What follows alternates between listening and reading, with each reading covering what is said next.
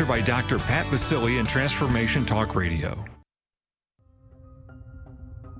Are you ready to put down that drink or drug for good? Are you struggling to maintain your recovery from addictive behaviors? Do you need help with a family member or loved one who's in early recovery or battling addiction? Get the help and guidance you need by arranging a recovery recharged phone session with me, Ellen Stewart, Pushy Broad from the Bronx, certified life and recovery coach. Call 1-800-889-1757. Make an appointment today or go to my website, pushybroadfromthebronx.com, and click on the link that says Recovery Recharged. Don't wait. Get the help you need today. This is Ellen Stewart, Pushy Broad from the Bronx on TransformationTalkRadio.com. Hey, everybody, welcome. This is it. I am so thrilled to be here with Ellen Stewart, and what a fabulous show she has lined up for everybody here. I'm Dr. Pat. I get to hang out and be part of this, but today it's especially important. It's especially important. I can't even tell you how important it is right now, but Ellen, it's super important for you, and you have outlined a, how should I say, blockbuster show today for a very important reason. It's very a great month. Cool. Great month. Tell us what month it is. Well, it is National Recovery Month, and it happens every September. For me personally, it's a big deal because on September 4th, I just celebrated 35 years in recovery. Yeah. It's kind of whoop, whoop, fantastic. So September's a great month. And they have a special theme every single year. And as you know, the theme this year is the Voices of Recovery Joined, celebrating connections, right? How we connect with our community and how we come together as a community. So that's really important. Yeah. It is, let's just talk about this for a hot minute and then introduce our fabulous, fabulous guest. In this particular month, when we're thinking about the 2020 National Recovery Month, about joining the Voices of Recovery, many people didn't see this coming. And what do I mean by the this? What I mean by the this, didn't see the transformation, and I want to say drastic transformation of the way recovery is happening. Now, COVID-19 has really upped the ante. Don't you find it interesting that here we are in the National Recovery Month and recovery has changed its face to many? Most definitely. But now we're learning to adapt, and still through all of this, learning how to still be part of a community, whether it's virtual or in person. I mean, it's certainly gone through a tremendous upheaval, but with more and more resources available, we're still able to make that connection. So that becomes a wonderful thing. And we're still able to celebrate some of the things that we did right and look at some of the things that we could have done better. Right? That's what joining community is all about, and reworking it constantly, different ways going into the end of 2020 and the beginning of 2021. Don't you think, Dr. Pat? I think that I can't tell you how many meetings I've been at or GSR positions I've had where I brought the whole online conversation to multiple conferences, and now here we are. Because it is about recovery, isn't it? We have very special guests today, don't we? We do. It is my pleasure to bring to the Transformation Talk Radio Recovery Recharge Show today. Of course, very typical of me. Pushy Broad from the Bronx wants to bring somebody that comes in loud and proud about recovery, like you and I. We have today Harry Cunnane, and he has been an active member of the addiction recovery community since almost 7 years ago. He participates in a 12-step program. He's volunteered at treatment centers and jails around Philly and spread the word of hope everywhere. And he now works in a very special way as a regional resource director for Kane treatment centers in Pennsylvania and on the East Coast, where he now completely helps people getting clean and sober and bringing families and treatment to them. So I would like to introduce Harry, and I want Harry to share with us his story of hope and recovery. Welcome, Harry. It's great to have you here on Transformation Talk Radio. Ellen and Dr. Pat, thank you so much for having me on. It's great to be here and great to be a part of the conversation. Yeah. It's great to have you here. It's great. Thank you. Part of National Recovery Month is letting people know that we do recover. We do get better, that we are not stuck in a cycle of active addiction. And today I wanted you to be here from the point of view of not only being someone in recovery, but I wanted you to communicate to the parents out there that are thinking that their situation is hopeless and they don't know how to get help for their child. So I want you to run through with us a little bit your beginnings. So let's talk about how old you were and what that whole situation was like when you were active. For sure. And I think that's so important because addiction really just touches and affects the whole family in such a major way. And I know, speaking for my parents and my family, trying to navigate and understand what was happening was a real challenge. But before we get to that part of it, just to give you a little bit of background, I started drinking alcohol when I was 13 or 14. It was right when I was going into high school and, really just surrounded by friends that it seemed normal. It seemed like the thing to do. It didn't seem that risky at the time. So that was really, for me, the very beginning. And from there, it pretty quickly progressed. It was something that I had been a part of the DARE program in grade school, and I saw the images, and I didn't think I would ever drink or smoke or use any drugs at all. But when the time came that first night, and a couple friends of mine had purchased some beer or got it through their brothers or however they got it, I was a lot quicker than I thought to say yes. I thought it was okay. I thought it was a rite of passage, something to make me feel more grown up, more mature. And I think that was something at the time that I was really searching for as someone trying to figure out who I was going into high school. When did your parents find out that you were starting to drink or starting to dabble? How did that happen? So the first time that my parents found out, I was out with a couple of friends and we were drinking in the woods, and I got away, but a couple of friends of mine, the cops came and broke up the party, and a couple of friends of mine got underage drinking citations. So the way it worked out, my parents were sitting at home with their parents. They were all hanging out while we were, telling them we were somewhere else, but the other parents got a call from the local police department, and my parents by default knew I was involved and knew I was there. So that was the first interaction. I was probably about 14 or 15. So pretty early. It's, did you want to say something, Dr. Pat? Yeah, I did. I want to just point a couple of things out as we're talking about, we're talking about this month as National Recovery Month.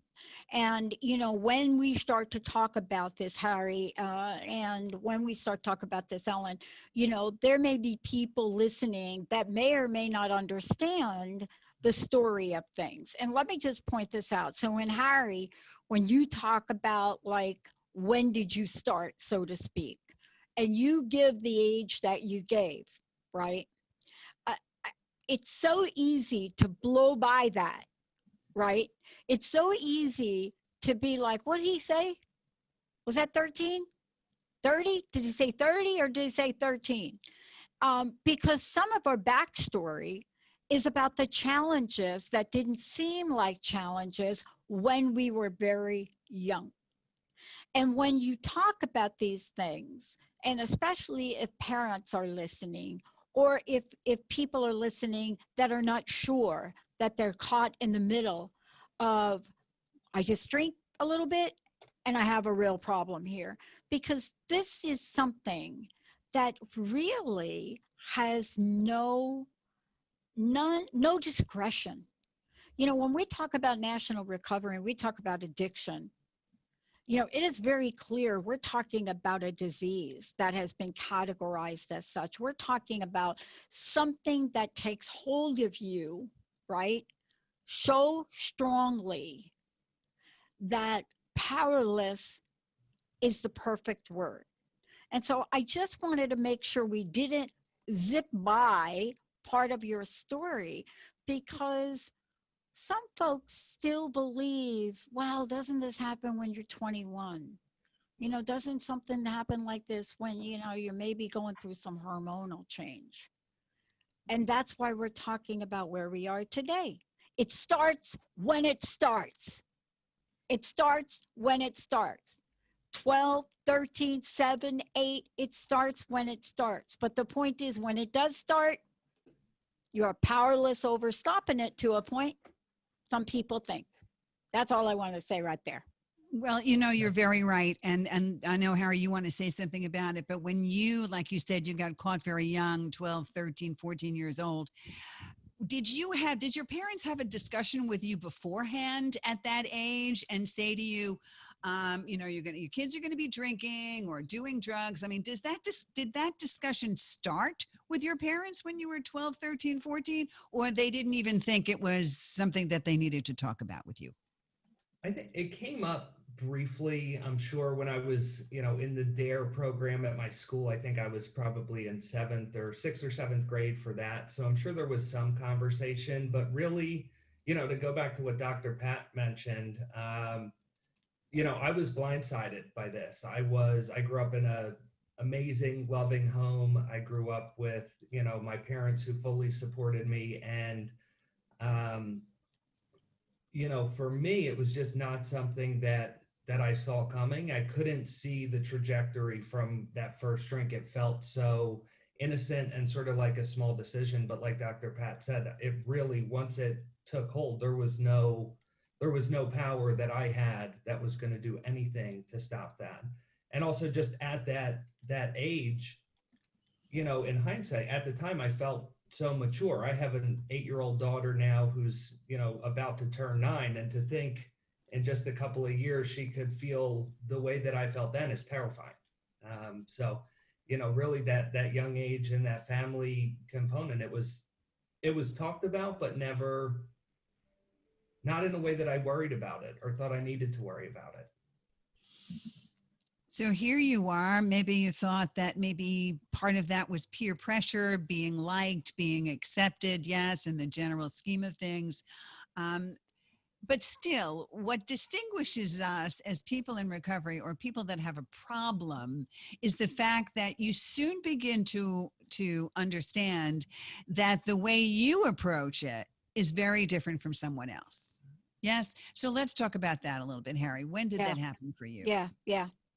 So, I mean, for me, it happened really, I'd say right away. The first time I ever drank, I didn't drink enough to get drunk. I didn't feel the euphoria feeling. I just felt sick to my stomach. So I didn't really see the draw after that first time. But the second time I drank enough to feel it. And from that moment on, it was something that I was just, it consumed what I wanted to do. You know, I remember being on the bus on the way to school in high school and just talking about, when are we going to do that again? And, you know, as young 14-year-olds with my friends, a lot of us were talking about that way because it was new, it was exciting. And at the time, I couldn't see that maybe I was more into it than they were. But in hindsight, it was all I wanted to do. The sports, the extracurricular activities that I was involved in really immediately took a backseat in my mind, at least. They didn't disappear right away. Right. In my mind, that was my priority, was, you know, having fun, so to speak, or what I thought was having fun. Right. You know how I knew that there was a little something going on with this? Bizarre. This is how I knew. And for people that think, you people know. I can't tell you how many folks have said to me this, Harry, Ellen. You people, you know You know when you're it. You know when you're out of. No, no. People don't know. People don't know what they don't know. Maybe other people tell you. I had a hint of it. It's going to seem bizarre, but this was a hint. I don't remember what year it was. I think it was maybe 1980 or something. And I was taking a full month off. I never had time off from work. I was a workaholic. And by the way, that is a known thing, just saying. But I was going to go to Florida, visit my relatives, and I was going to go to Disney, like the whole Disney and the Florida thing. And you go, and I had a realization that there are no bars in Disneyland, that there is no place in Disneyland to get a drink. And I was willing to cancel the reservation, delete everything that was going to go on there. And my best friend said to me, seriously? Seriously? You're not going to, you're going to, what, thousands of dollars? Seriously? Now, I wish I would say to all of you that that is when the light bulb on and I plugged myself into high voltage. No. So today you're sharing something that many people don't realize, but we're watching the rise of this illness. We're watching it rise as we speak. That's all I wanted to say there, Ellen. I understand, but also what it points out is that it starts very, very young, and you both have made that point. And also having an addictive brain and wanting more and more is something that we are not conscious of, but it doesn't mean that we should overlook it. And sometimes that starts as early as 12, 13, 14 years old. So when parents turn around to me as a recovery coach and say, oh, it's just a phase, or it will pass, or I did the same thing when I was in school and I got over it, not everybody's the same. And that's the most important thing. And it could not be overlooked. And just because it starts at 13 or 14 and one thinks, oh, by the time they're 16 or 17, it'll go away, the addictive brain does not go away. And that's the point that we're all making at this moment. So, Harry, in continuing your story, you found out that it was preoccupying your time. It was interfering with everything you were doing. So, of course, it begins to escalate. So what happened next in your behavior? Tell us. So the sort of quick version, it escalated for me relatively quickly. I came to find out I loved the feeling that alcohol gave me, but I didn't like what it did to my stomach and some of the other symptoms. So that's when I started smoking pot.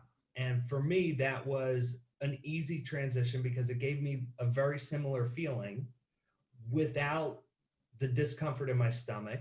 And it was something that I could do without slurring my speech or having maybe more noticeable, making it more noticeable to the outside world. I could put eye drops in and, put some cologne on, and people didn't really know as easily. And I think something going back to the parent aspect of it, I learned, more recently though, is that night when I was 14 or so and my friends got caught drinking, was the only time that my parents knew for sure that I was intoxicated throughout my entire time using. So I think that's really important to just highlight, because after I started smoking pot, that almost immediately turned into every day. And when I was about 16 or so, after a night of drinking and smoking, I had blacked out and I came to and was told that I had done cocaine, which to me was the next level. That was a more serious drug. I wasn't going to do that. But being told that I had already done it took away some of what made it taboo, and it made me curious. And I immediately that night wanted to try it again, because I had done it, but I didn't remember how it made me felt. And the moment I did that again, it was that same progression for me of now I have something that doesn't upset my stomach, doesn't leave an odor, it's small, it's easy to hide. I could use it throughout the day in high school. And it was something that just felt like an easy transition. But it's, only in hindsight is that an easy transition, because before I would have told you I'm never going to do that. That's a hard drug. I'm not doing it. And, again, it was just immediately it answered the problems or solved the problems that I wanted, and the issues with the other substances that were harder to mask, and became my solution throughout, the rest of high school. So that was, for me, I mean, a real turning point, because then it made, everything else was a little bit more within reach. Once I had justified doing cocaine, the other things didn't seem quite so bad anymore. There are so many studies and so many differences of opinion when it comes to what actually a gateway drug is. Yep. Okay. There are so many I have seen over the years, in the 35 years that I'm clean and sober, the argument for, well, it's just pot, and pot doesn't really lead to anything else. And if they're just smoking pot, it's no big deal. And it's not a gateway drug, and blah, blah, blah, blah, blah. And here's proof positive that if you have the propensity to be an addict and have an addictive brain, then alcohol is a gateway drug to pot. Pot is a gateway drug to cocaine. Cocaine can be a gateway drug to something more, okay? An addictive brain, that any mood altering substance becomes a gateway drug to something more. Because as an active addict, we constantly crave that let's get higher feeling. Let's get higher.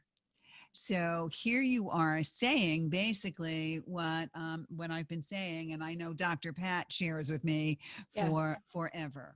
All right. Because if you have the propensity to be an addict, then any mood altering substance is a gateway drug. And Harry, you prove that. Exactly. Yeah. So where are your parents in this? Because I know parents just tear their hair out of their head. Tell us about it. So it was difficult, right? Because I was good at hiding it, and I quickly progressed to these other substances that were easier to hide than, coming in drunk every night. And for me, it was, I'll focus in on high school here, because this is where a lot of the conflict with my parents started. So by my senior year in high school, I was using, a combination of alcohol, marijuana, and cocaine every day.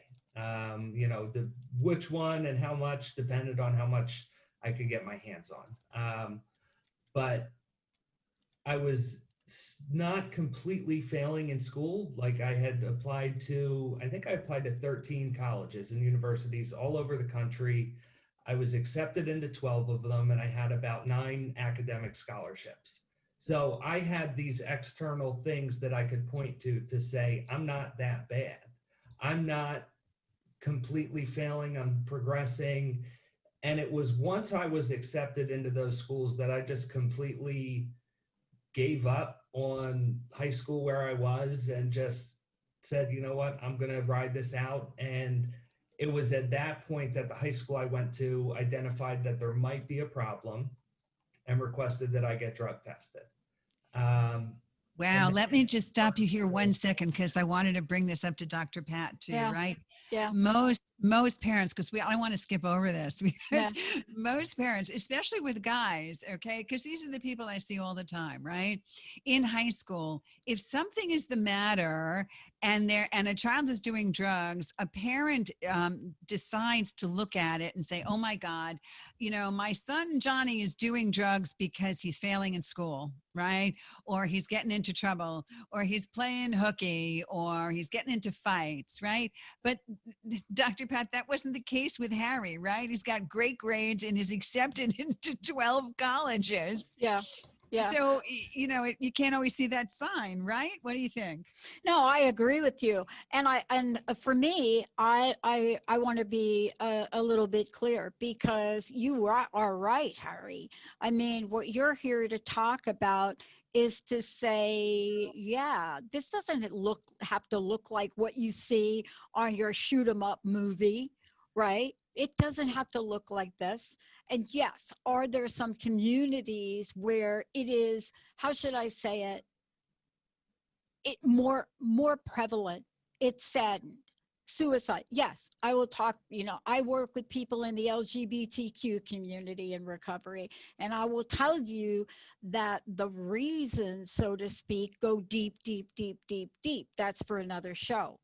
But it doesn't change anything. It doesn't change the fact that the beginnings of it and the sense of powerlessness and the emotional hook that's engaged in things, it doesn't change the impact and the effect and the outcome. Doesn't change it. Not at all. And it also means that the signs are always different. It's Yes. not only the child that is having a difficult time socializing. It's not only the child that's getting in trouble and being arrested. It's not only the child that's flunking out of school. Sometimes it's the child that's doing really, really well and is the overachiever, or the child that is hiding it so well that parents are not looking because there's nothing definitive happening to indicate a serious problem. Right. So that's a big deal. Right. So, all right, Harry. So here we are in a situation where you finally got into school, right? Did you live away? Did you live off, you lived on campus? You lived away from mom and dad? So this was sort of the first time that I thought maybe there was a little bit of a problem, right? Because I mentioned that they wanted to start drug testing me, and I couldn't pass. I could put down the cocaine long enough. I could stop drinking, but I couldn't stop smoking pot long enough. So I kept failing these drug tests, which I was, again, able to sort of try to rationalize that it's just pot. It's not that big of a deal. All sorts of high school kids are smoking. But I was realizing that I couldn't pass, no matter how much I wanted to, and no matter how much my mom and I battled in the weeks leading up to and after these tests. I couldn't pass one. So I decided initially that I was going to go to a school relatively far away where I didn't know anyone. None of my friends were going, and I was going to try to start fresh. So my first semester of college, I did that. And I immediately realized, which I've learned since being in recovery, but I brought myself with me. The friends weren't the problem. The school wasn't the problem. I was able to find those same types of friends and those same dealers and everything I needed hundreds and hundreds of miles away within days. And I was right back to where I was. Yep. So Yep. that was quick. And I decided after that semester that, I was going to transfer to another school closer to home where more friends were, and I could, be around that group that I was with in high school, because it was easier, than having to really reestablish somewhere else. So even though I did well that first semester in college, when I moved back is when, for me, the rails really started to fall off. Wow. Was for that first semester. Let's do this, Ellen. Why don't we take a short break? Because when we come back, let's talk about when enough gets to be enough. I like what you said, when the rails start to come off. That when you get to that point, right, where that is the new energy, that right there, when the rails come off, when things in your life start to fall apart, when relationships are not staying together, when there's physical abuse, emotional abuse, whatever that looks like, now what? Ellen, we're going to take a short break. And when we come back, we're going to make sure people have lots of information about you, about Harry, all of the above. But here's the thing. Now what? We'll take a short break. We'll be right back.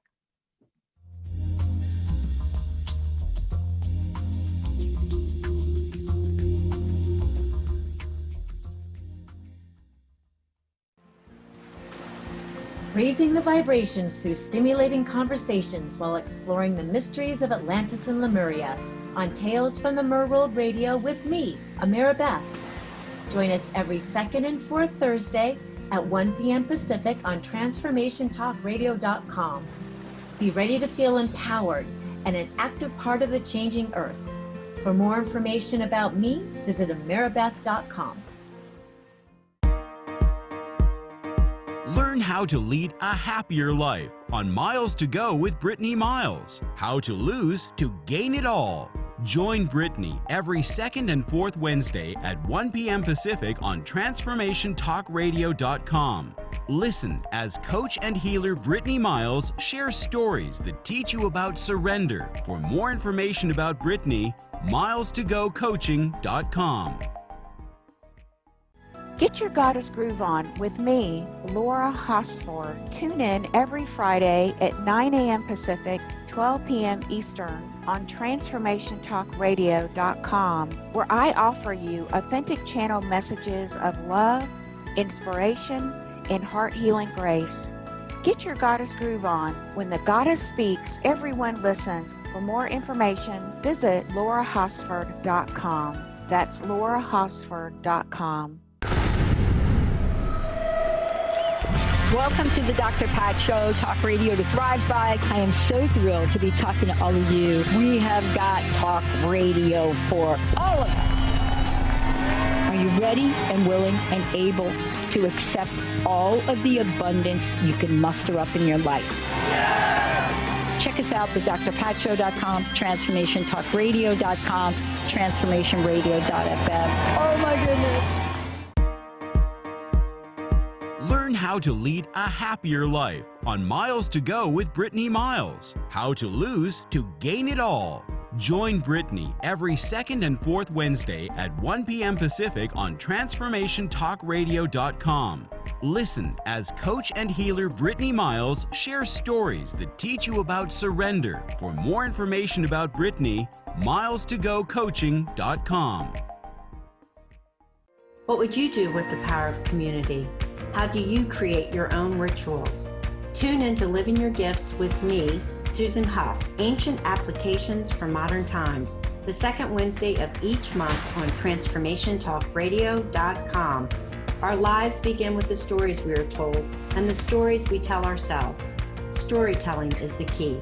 To learn more about me, visit LivingYourGifts.com. That's LivingYourGifts.com.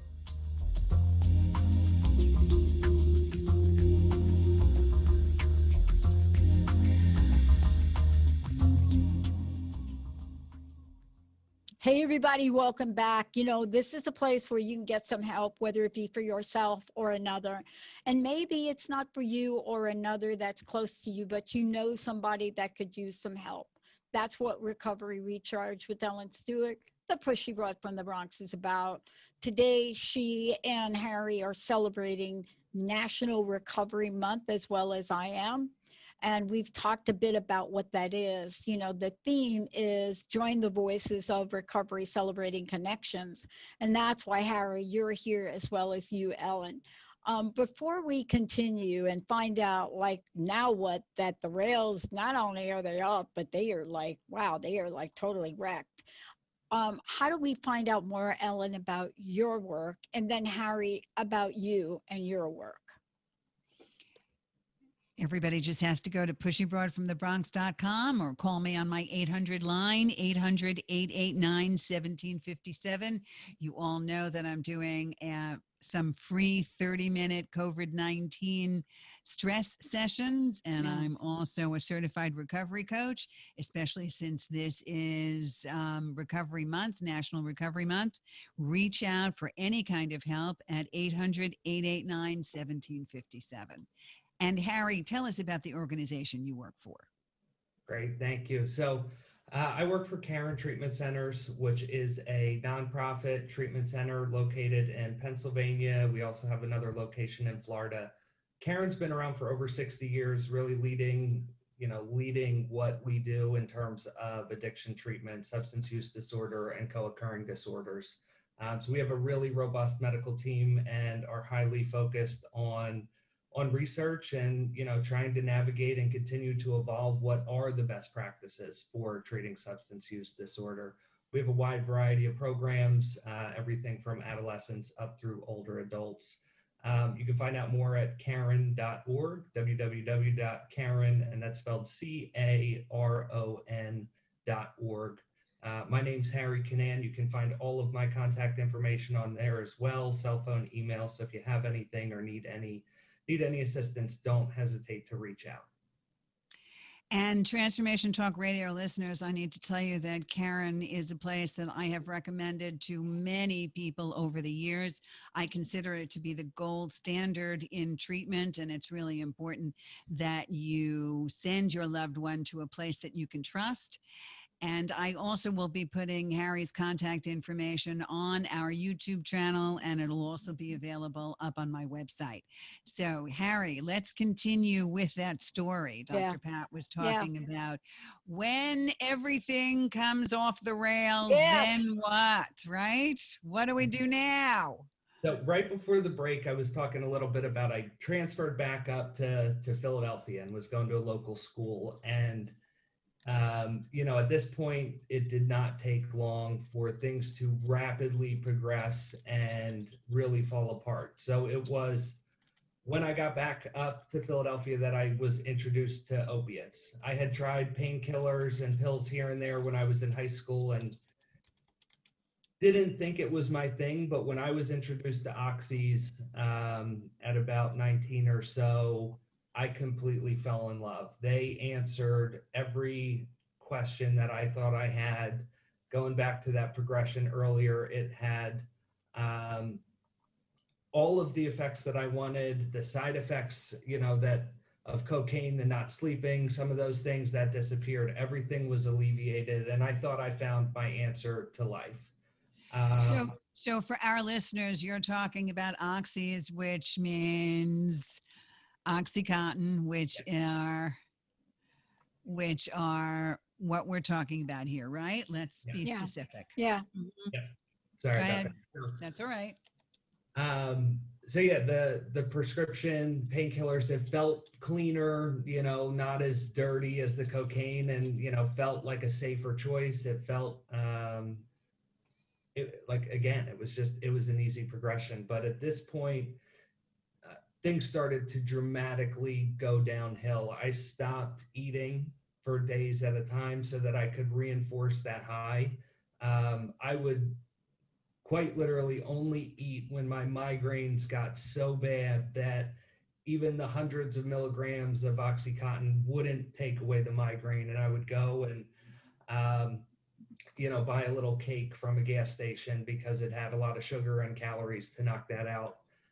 At this point, couldn't afford my habit at all. So I was stealing, I was lying, I was not able to meet obligations. I couldn't get to class. I found myself consistently in dangerous situations. So I was using in Philadelphia, and there's some difficult neighborhoods there. And I found myself held up at gunpoint a couple of times. I was in a home invasion where they broke into the house that I was living in and, held me hostage at gunpoint for a little while there as well. And throughout all of this, it's still, I can't see a reason to stop. I started getting in trouble with the school. I'm at the judicial board. I'm on academic probation because I'm failing. I'm on disciplinary probation because I'm acting out. And, after about 2 or 3 semesters at this school, I went online one day and I looked at my grades and I was failing everything, and I decided I had to drop out. So, I left school and my worldview shrunk from this kid with all these opportunities to go to school with a scholarship to going to work in a warehouse. And I was okay with that because I didn't have the expectations on me anymore that I had to be something that, because of the substance use, I knew I wasn't capable of. So I really just kind of shrunk into this smaller worldview. And this, I knew at this point, between the withdrawal, the stealing, the lying, the consequences, that I had a problem. And what ended up happening was a girl that I was seeing at the time, I was 20 years old, and I found out that she was pregnant. And I'm 20, completely caught up in opiate addiction, And for a moment, I believed that this was what I needed. This was that moment. It was going to give me the willpower, and I was going to turn my life around, because I had a father figure that I looked up to, and I wanted to be like him. And I knew I wouldn't be able to do that with the using. So I had this moment of hope, right? And I really tried to take advantage of it. I tried to taper myself down. I tried to stop in any different way that I could, except asking for help. And I think, right before my daughter was born, I might have been able to put together 3, 4, 5 days without using. And I thought I had this thing beat. Everything was lining up. And the night that my daughter was born, I was sober. But within minutes after her birth, I called my dealer and said, hey, we got to celebrate. And he came to the hospital and brought more pills. And really, for that next entire year, that first year of my daughter's life, I was completely off to the races again. I could not stop. The withdrawal was so bad, I had myself convinced that if I didn't use, I wouldn't be able to take care of my daughter. I would be too sick to read her a bedtime story or stay up with her or play with her, change a diaper. And it was just this horrible cycle that I believed was the only way that I could survive and be present. And I knew I wasn't a good dad at that point, but if I could just be present, and not sick and not in withdrawal, then, that was the best that I could do. And at the end of that, so after, a year of doing that, I'm still stealing. I'm still, doing all these things. I'm 22 years old. I had to move back into my parents' house. So I'm living at my parents' house with my girlfriend, a new baby. And I started stealing and draining my parents' bank account. And that's when I was confronted again after so many other times. But it was this time that, for the first time since the first time I used, I always had an excuse. But when they came to me, it was 4 days after my daughter's first birthday. And I knew I was caught. I was, taking their ATM card. I knew they were going to find out. And I could not come up with an excuse. I didn't want to tell another lie. I had nothing. So when they confronted me and I saw the bank statements laid out across our dining room table, I knew it was over. And fortunately, they asked me if I was willing to get help. And I said yes. And how long ago was that? That was October 30th, 2012. So that was the first day that I walked into treatment, and I've been in recovery ever since that day. Mm-hmm. It's a very powerful story. Powerful story. But, the part of this that I love is that this is a journey. This is a journey. And, if we continue to talk openly about what the journeys are like and the stories are like, perhaps we can demystify it and really break it down to its simplest factors, simplest points. I don't know about you, but I know for myself, even people that know your journey, I'm not saying, except perhaps for your parents, but know your journey, know what you've gone through, know what you're doing today, you could still put yourself in circles of people who will still offer you a drink. Just a little glass of wine here, Harry? What harm could that do? And I really do believe, I am a Marty Mann fan. I'm probably one of the people that looked at Marty's life, thanks to my uncle's introduction early on into who Marty was. And I saw what she did. We are doing that now. We are talking about something that the numbers totally underrepresent. How do we know that? Alcohol sales online, now they're closer to 550% increase. So given where we are, I think part of the mystery and things that people do want to hear more about is this idea of treatment. Because many folks get confused. They think, well, I've got my child in a 12-step program, whether it's AA, NA, whatever the A's are. That's not treatment, and there is confusion. Can you talk about what treatment has meant to you and what it means in the world of addicts and alcoholics? Absolutely. I think for me, it was so important to, both seek and receive quality substance use treatment. I had no idea what that was. The stigma of, I thought I had to fix this on my own. And I remember something my dad said to me when I was going in, and then I'll go into the treatment a bit more, but he would travel for work all the time. And he used the analogy of when the oxygen mask falls, you have to help yourself first before helping someone else. And for me, first and foremost, treatment was an opportunity for me to get outside of my environment and focus solely on myself and my problems and try to address that without all of the external factors that I thought I had to keep up appearances just to survive. So I was fortunate. I went to Karen treatment centers when I went to treatment, and I was able to go to a program. I was 22 years old. I went to a program that Karen has that was specifically for young adult males.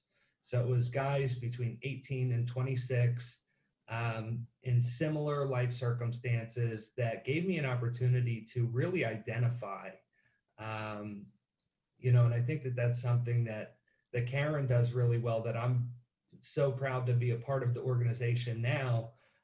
Is putting people with groups that they can identify with, because for so long when I used, I would point to someone else and say, well, I'm not that, or I'm not doing this, so I'm not bad. But I couldn't do that in this group that I was in. But going in and having a full, robust schedule where they woke us up early and we went all day with groups, individual sessions, specialty groups, depending on what I needed, whether it was a focus on trauma or, looking at, do I want to go back to school? What does a career look like? Because at that point, my life was at a baseline. I had nothing left to hold on to when I walked into there. So to have that, and for me, I had been able to manipulate my parents specifically, but educators at different schools and jobs and elsewhere, I have been able to manipulate everyone for so long that treatment was the first place where they called me out for what I was and what I was doing. And I didn't want to hear it, but I needed to hear it. I needed the clinical experts that could look at me and understand what I was going through and give clinical recommendations, because I had friends and we would tell each other how we would try to stop using drugs and none of it worked. But these experts knew what I needed. Right. So to take a step back and listen was life-changing. Yeah. It's so life-changing that I don't know that folks quite understand some of the nuances. But for me, the minute I'm working with somebody, especially in the, NA or the drug aspect of this, to request that they literally throw away a cell phone is a major transitional event. Now, why is that? Why wasn't that a thing 30 years ago? Well, right now, you can dial your dealer and you can have something deposited in your mailbox within minutes. It's a different world. And so it requires a different set of principles and approaches. And I don't know about you, but I have sat in rooms with parents that have tried to just get their hands on a teen's cell phone, which is impossible to do. So we are living in a world where you must have a structured, disciplined, and hopeful approach. And that's what you are doing. That's the organization you work with. How do you, or have you instilled hope in your life and hope in others now? I think for me, the first time that I felt that hope was in treatment, because like I said, before I got there, I had come to terms with the fact that I was going to die the way that I was living, and it was hopeless. I couldn't see a way out. And it was through people that worked in that treatment center. There was one guy specifically who was not my counselor, so he wasn't a threat. But I watched this man and I listened to him talk about his life, and I could identify with, he might actually know what, he might have lived this, but I see him every day show up at work on time with a smile on his face. And that was the hope for me, right? That there was somebody right in front of me that had done what I've done and had gotten through it to the other side and was happy. Yeah. Yeah. I think for me, what I've tried to do is just, even more recently, because when I first got into recovery, I was really cautious and I was closed about it, and I didn't tell people, and I did not work in this field. So I worked in a different field where it was very much more stigmatized, and I didn't talk about it. And I came to terms with, there's not a lot of hope in that, because I remember when I was using, I couldn't identify people in recovery. So today I'm trying to get the word out there about, not just the using aspect, but more importantly, the recovery, because my life today looks, pretty normal, but it's amazing. And that's all because of recovery. So I could keep that and not tell anyone, and I would still be happy. But, to be able to just try to show people that it's possible, because I didn't believe that, because I hadn't. And that's exactly why a year ago, Dr. Pat, I came to you and said, I need to do this show called Recovery Recharged. Yeah. Because we are going to shout from the rooftops that we want to be in recovery loud and proud. Yeah. And Harry just solidified that. Yeah. And now, Harry, how is the time with your daughter? Tell us. Yeah. Tell us about where you are now. It's been amazing. Honestly, that has been, there's so many gifts, right?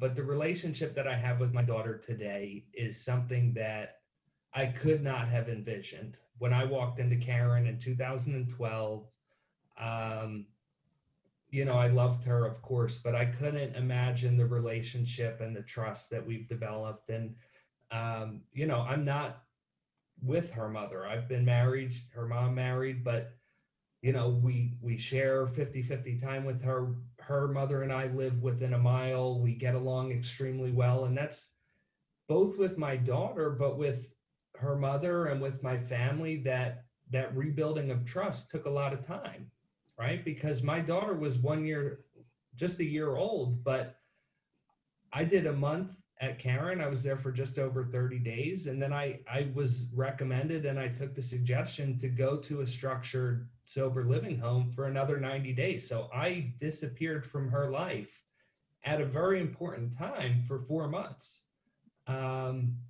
But she's, in the other room now doing virtual schooling, and, she's my best friend.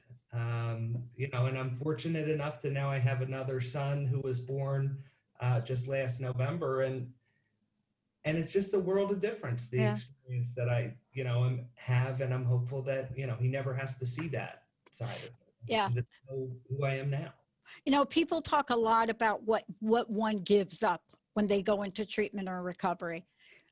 Rarely, or not often enough, are we talking about what you get.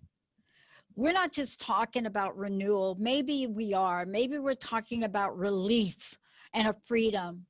But when we talk about the promises that are associated with this, it's hard to describe the new and renewed you. And that's what you're sharing, right, Ellen? That's right. You get your family back. You get your life back. You get your whole world back. You understand what love is really about. And that begins with learning to love yourself. And I think a program like Karen certainly brings that to you. And you were very upfront about that, because we treat all of us, not only the drinking and the drugging, but the whole person. And that's what we get from recovery. So we really and truly understand what it is. And Harry, that's a great story. Yeah, let's give out those websites. This hour went so quickly. Ellen, for you, please give out yours. Absolutely. And Harry, give out Karen's website. So pushybroadfromthebronx.com. You all know me, the Recovery Recharge Show and my Women Who Push for More show. Please, please, please call me for coaching, 800-889-1757. Harry, talk to us about Karen. And again, Karen Treatment Centers can be found at Karen.org. That's CARON.org. And on there, you can find information about our wide variety of programs, as well as my contact information, as well as I have many colleagues and counterparts in different areas that can really help you find the resources that you might be looking for. So don't hesitate to reach out. You've been listening to Recovery Recharged with certified life and recovery coach Ellen Stewart, Pushy Broad from the Bronx. Don't miss your next opportunity to let me help you recharge your recovery, let go of your secrets, and change the way you think, feel, and act right here on TransformationTalkRadio.com.